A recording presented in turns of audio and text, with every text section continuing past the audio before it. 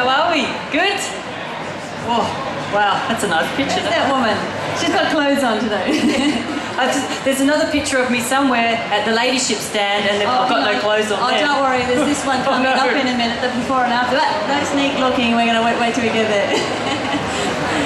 So Michelle has also, you've co-written can you hold the book up? You Can Live the Life of Your Dreams. But Michelle's story is so extraordinary.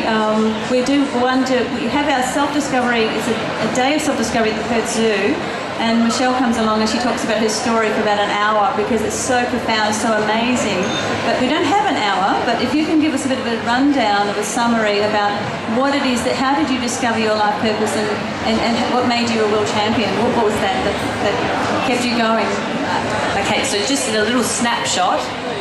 As a young girl, I realised my life purpose very young, so at 7, and I realised I wanted to become a world champion athlete. But I wanted to represent my country in the Olympic Games in equestrian, so that's what I wanted to do at 7. I wrote it all down, so I was an avid goal setter without even realising it at 7. But I trained for years and years. I left high school really early to fulfil that dream, and I was well on my way. I was just about to go live in England to ride over there. And a couple of weeks before my trip, I had a very bad fall and I broke my neck. So my Olympic dream and my sporting career was over in a matter of a few minutes, and I was absolutely devastated. After recovering, it took about 6-7 months to recover from that accident.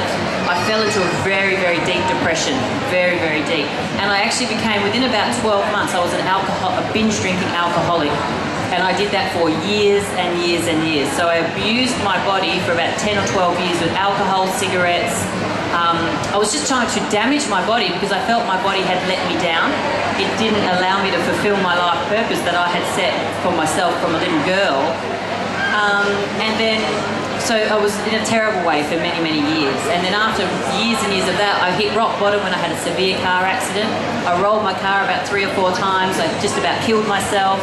I ended up on the other side of the freeway, but I could have killed other people, and I think that was my lowest point. Because Kelly, that was when I realised I actually didn't care if I had killed myself in that accident. I actually thought, I wish I had have. And that created a bit of a shift with me because it frightened me. But what I started thinking about was if I had killed somebody else, or your mother or father, and that really created a shift, and I changed, and I thought my reckless behaviour could have taken somebody else's life. And I think that's when I realised I should have really died in that accident as well, and I could have died in the first accident. So that's when something struck me and thought, maybe I'm here for a higher purpose than just becoming a world champion.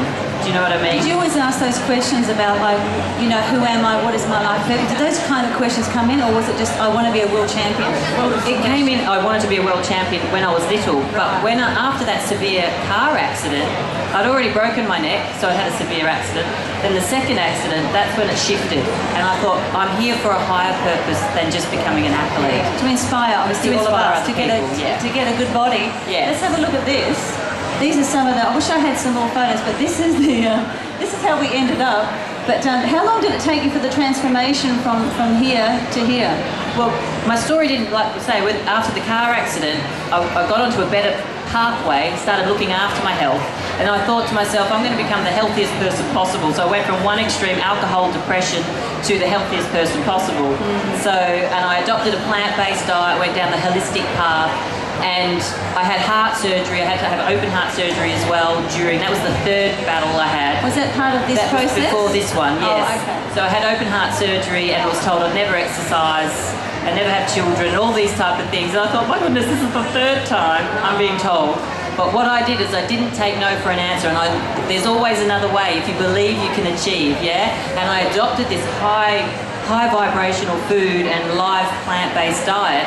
And from that story there, that was after, so it took about 18 months, and I went on and I rebuilt my body with plants and high vitality foods, and that was 18 months later, and I went on and I became a world champion natural bodybuilder. So it didn't have the strength to open a small bottle of water. Wow. In this one, to 18 months later being classed as the best female. I mean, can you imagine transforming your body in 18 months like that? Oh my goodness, there's hope for all of us. Well, that's the power of plants, yeah, and holistic.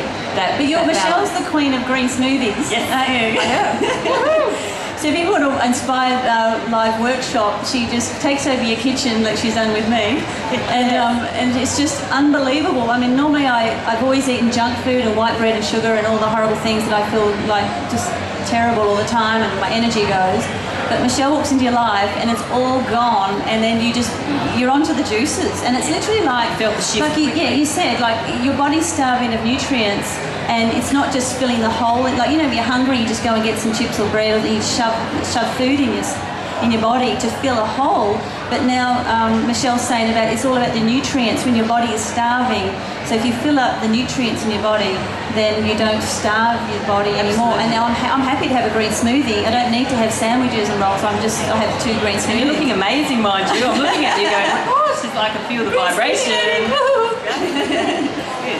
So tell us more about and how you've become a world champion. So and you've written a book. So where has that led you now? So talk about the life purpose. You're speaking. Yes, I had a massive fear of public speaking as well. So like, can you imagine oh this my woman? God. Tell us about Coles. Sorry? Was it you and Coles that? Oh yeah, bringing out all these things. Well, I used to work I lived in Port Hedland for many years, and I worked in the supermarket there. And after a couple of years on the checkout, they moved me up to the smoke kiosk. Well, not the management, smoke kiosk. It was a big step for me at that stage. That was when I was in my very wayward years. Yeah. But anyway, they said to me, Michelle, you need to start shouting out the specials of the day, you know, for roast chickens aisle and $9. Aisle 3. So I can't do that. I cannot talk on a microphone if you paid me. I was like, no. They said, well, if you don't say these things, and if you don't use the microphone, you can't work here. So I said, well, I just can't work here anymore. So I had no money, so I couldn't work there. So I had a huge fear of public speaking. Wow. So, and now she never shuts up. no, can't shut me up now. But the thing was, that's the power of food and changing my lifestyle and never saying no and never giving up, because I have had many roadblocks. And the key is, it's not how you fall down, as you all know, it's how you get back up. And it's the key of just doing it over and over and not allowing it to beat me.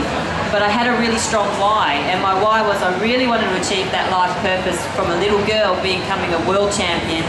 And I did that because I never gave up. But the thing is, did you share the story that saying she wanted to be a world champion, but you literally thought it was something else? That's right. And then I started to think, because to become a world champion enabled me to inspire others. And I think now that was really why I've been looked after. Yeah. So many times I should have died 3 times now, pretty much, and I haven't. So someone upstairs has been looking after me, and my mission now is to motivate, educate, and inspire people. And you really do. To become a living testament of health and vitality. Yeah. And I'm as average as they come, and if I can do it, you can as well. And she will really sort you out, so watch out for Michelle.